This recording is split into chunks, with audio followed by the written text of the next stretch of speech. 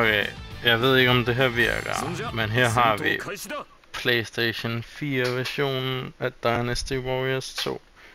Vi er kommet for at få flere kills end Mathias. Hvilket er 661, tror jeg.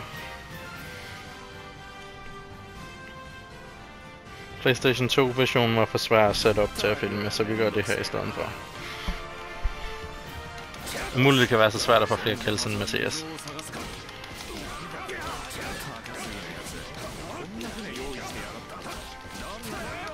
Det er så vildt.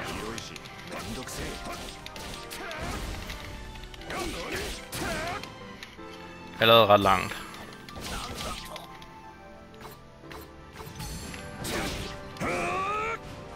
Der er lidt mange tutorials måske.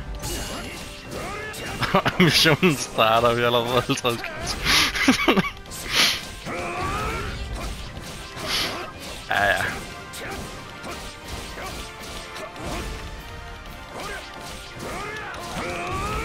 Det er så nemt.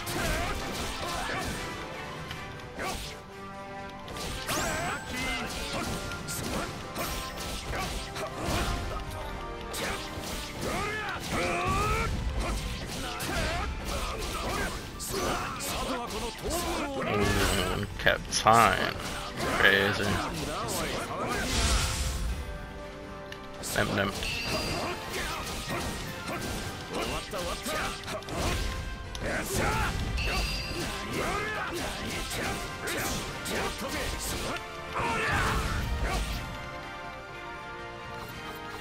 Crazy.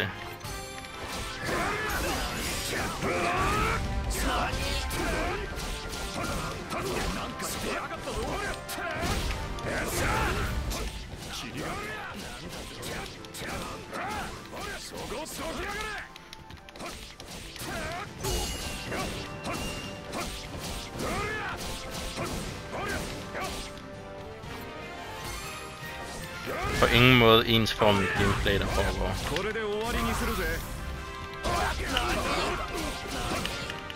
Der er trods alt Awakening Rumble.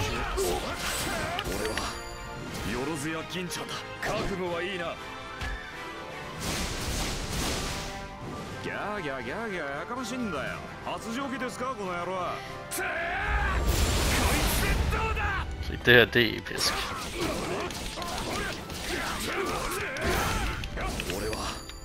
Og vi kan gøre det igen. Det er crazy.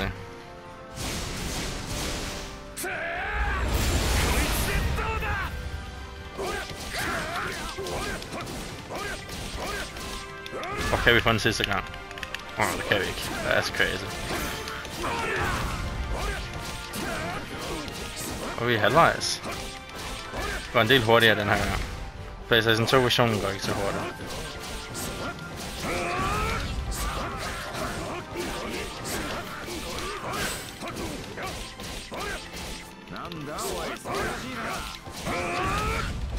Jeg tror ikke engang teknisk set, at jeg skal rappe på 631, for jeg var foran før. Men vi gør det bare for the funnies.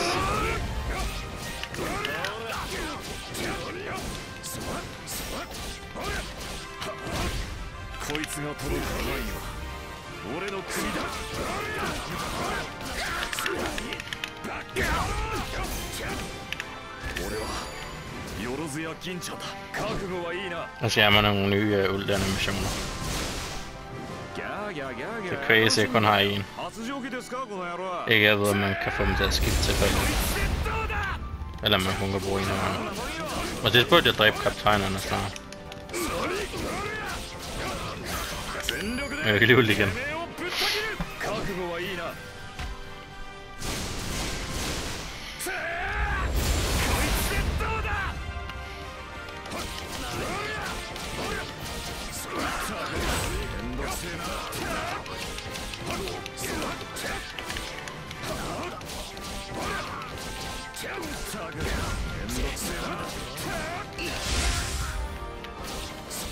Okay.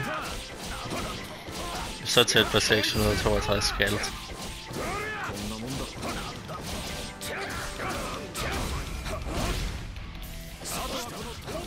Og rammer en rigtig boss, når Niso.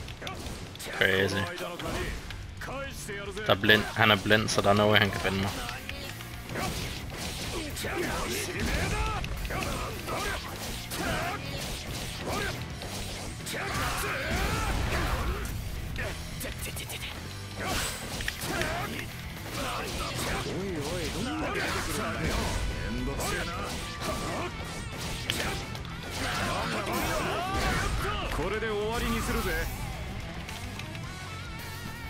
Jeg føler lidt, jeg har brugt det her et par gange.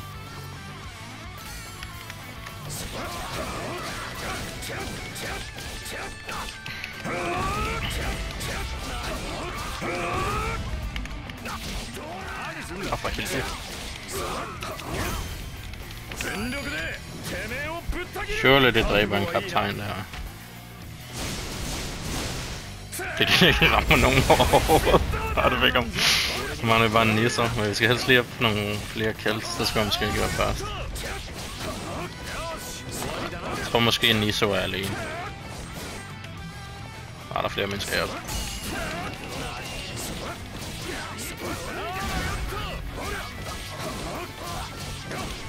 Resten Niso måske også er her.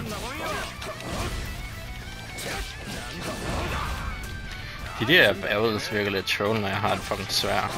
Lidt svært at aktivere mod noget. Jeg er inde i dem.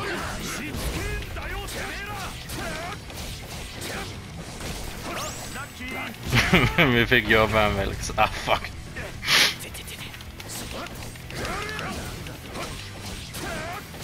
Ja. Okay. Surely vi banker en ISO, så surely vi nok kills. Og der var en cutscene, og så spiller man ikke optage cutscener, så der var en pause. Det går crazy. Ja.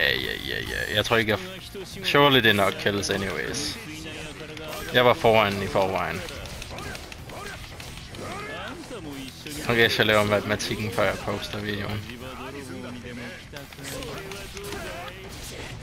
Fuck, hvordan er... Okay. Fedt.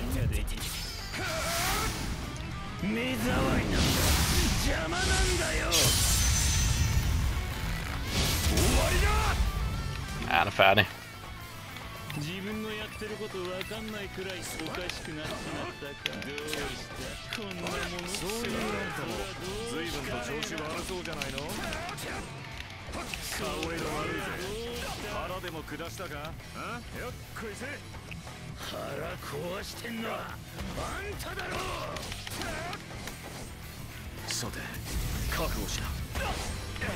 Og for helvede. Der er noget, jeg taber, by the way. Det vil være ekstremt uheldigt.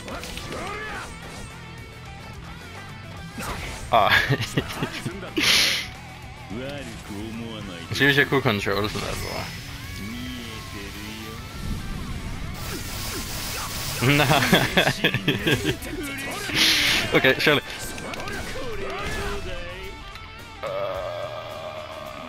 Ja. Nej.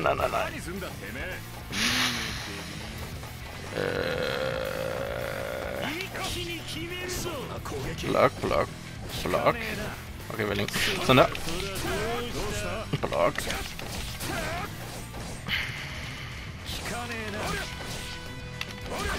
Nej.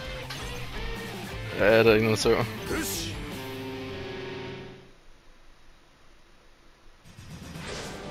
Nej, for bra. Det snakker vi ikke om. Okay, surely vi får 362 kills.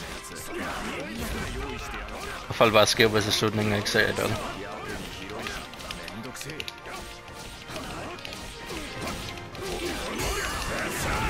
Jeg believer.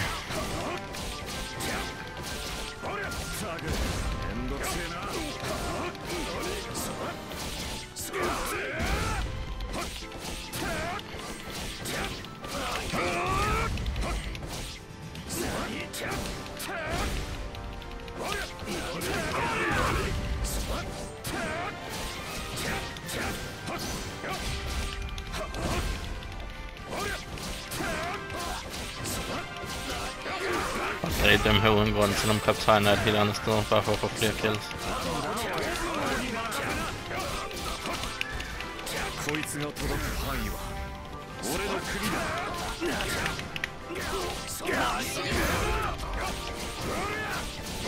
Turin kommer jo op på meget mere end 662 skills, I guess, siden vi gør det 2 gange.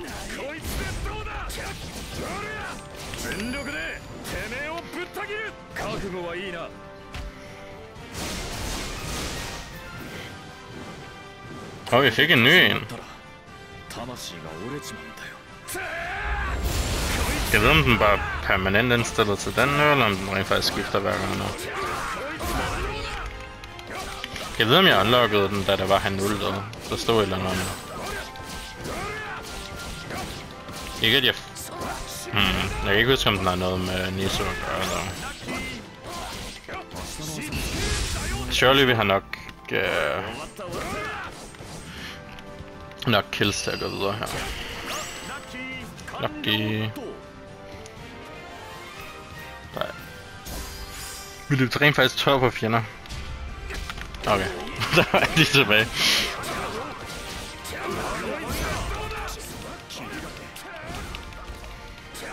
Det er crazy, hvor stor forskel der er på PlayStation 2 og PlayStation 4 versionen af Dynasty Warriors 2. Det virker næsten som et helt andet spil.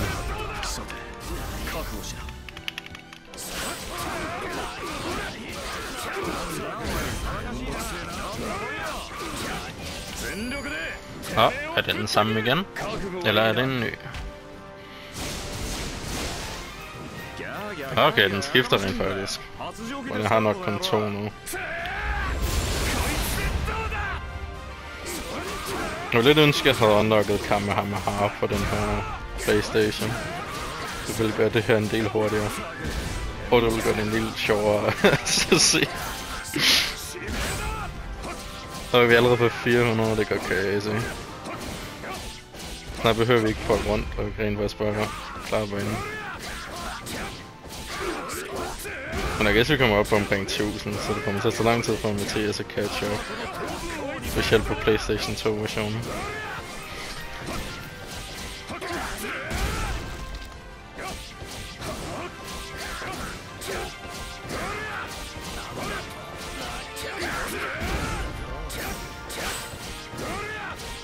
Det er bare komme op på de 600 her. Og så kan vi fokusere kaptajnerne bagefter. Jeg guess den her kaptajn nok dør, hvis jeg ulter ham noget.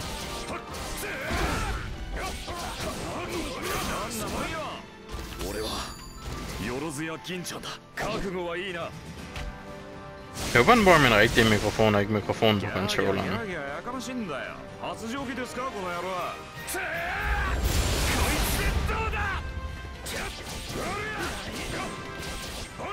Så skulle jeg opdatere mikrofonen på computeren ved siden af. Surely not. Ellers er der også kun killsen, der tæller for nu.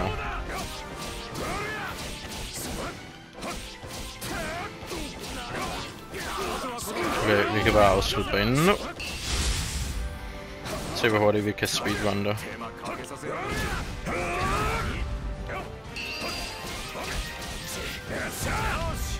Prøv at gå at tage skade, så vi rent faktisk overleve nu så. Kunne måske også have opgraderet Gintoki. Jeg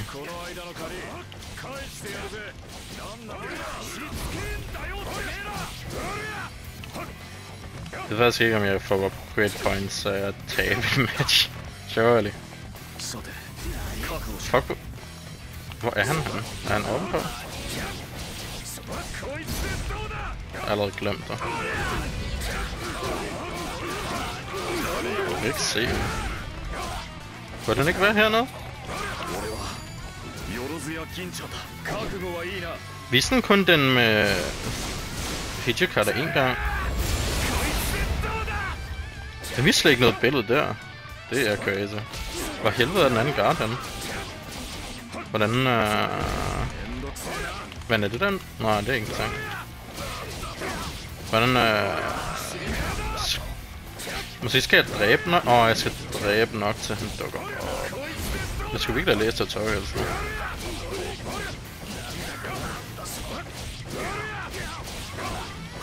Og der er hyggeligt. Jeg ved om der er healing over i den der box. Jup. Okay. Jeg ved om det er unpump. Jeg har ikke rigtig set det der endnu. Det kunne være sjovt at komme op på 1000 kills. Ikke det betyder noget. Men jeg tror ikke jeg gør det, fordi han er lige heroppe. Ja. 865 må være nok. Og der fik vi selvfølgelig cutscene, der blokkede optagelsen igen. PlayStation moment.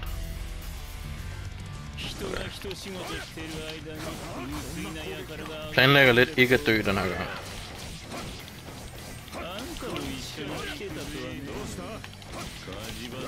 Det er lidt pinligt at dø.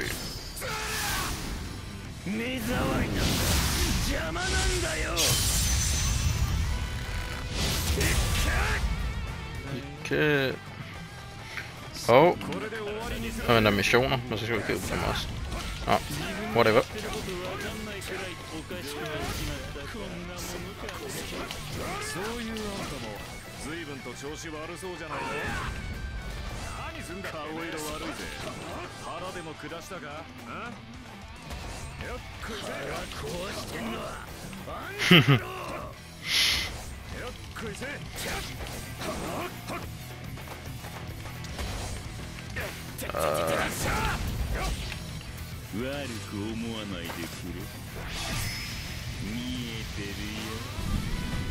Jeg skulle nok have blokket.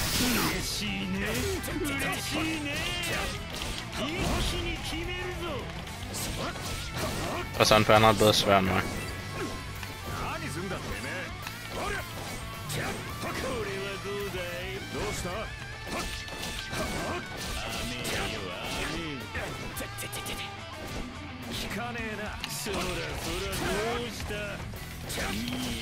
Okay. Nej.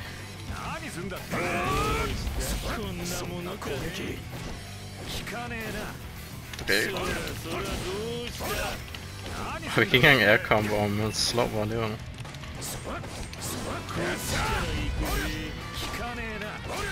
Og bada bing.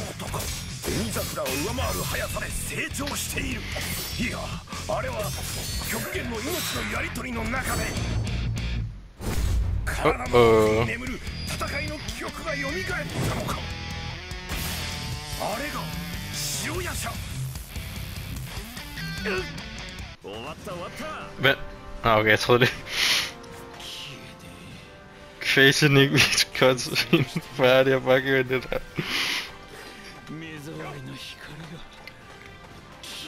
866 kills, baby. Mathias slår aldrig den her.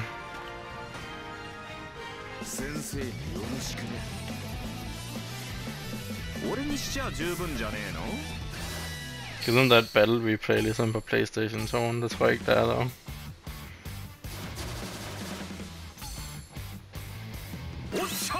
Jeg har levelet op der. Hvad er ikke lige så weak næste gang? Ingen battle replay, men flere kills end Mathias, baby.